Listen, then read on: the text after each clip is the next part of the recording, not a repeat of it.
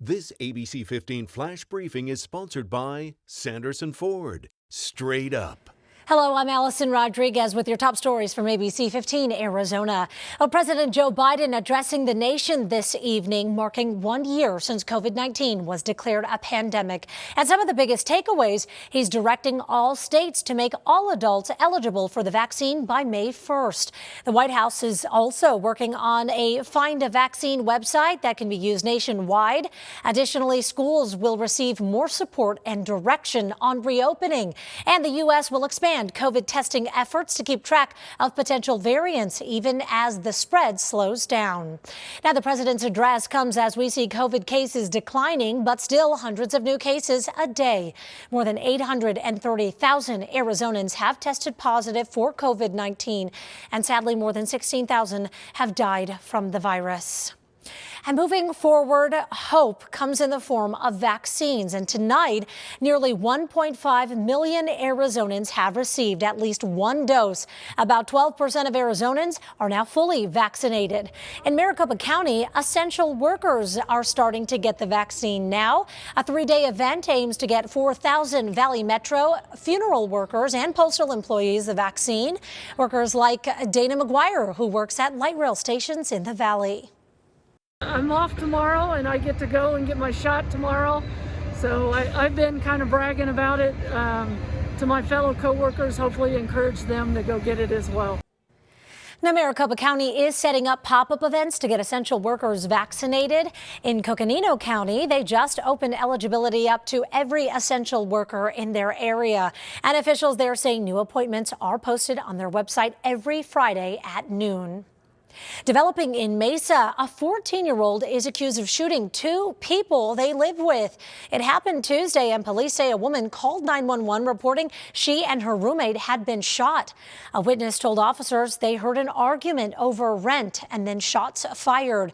Investigators say the teen admitted to the shooting, saying one of the victims was getting aggressive and he shot them out of anger. That teen is now being charged as an adult. More new developments tonight as we learn a Chandler police officer who shot a teen twice in the back had been involved in a shooting in that same location once before. We have been following this case since it broke, and Anthony Cano was shot at a park in January. He died 25 days later. Well, tonight we have discovered that the night officer, Chase Bebek Miller, tried to pull over Anthony Cano for a bicycle light violation. His dad was on a ride-along with him. And not just that, but the officer chased the 17-year-old through Gazelle Meadows Park and shot him twice in the back, a couple of 100 yards from the spot where Bebek Miller himself was shot by a suspect just 8 months prior.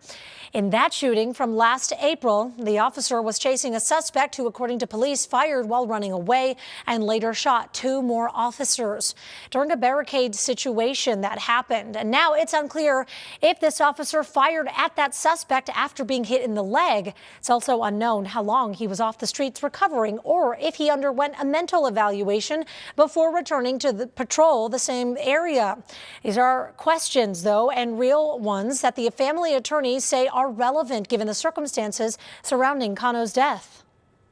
I do recognize it's terribly traumatic to be shot, and the idea of being on the force again in the same vicinity as where you were shot, running through the night in the dark after a person who you've seen bicycle. I think that could create a lot of trauma. So we know this officer is back on modified duty right now, but Chandler police have not answered questions about what exactly that means. Tracking your most accurate forecast, I'm meteorologist Jorge Torres. Valley rain chances are back beginning tonight and lasting through much of Friday. Rainfall amounts, though, will be fairly light, anywhere from a 10 to a quarter of an inch in the Phoenix metro.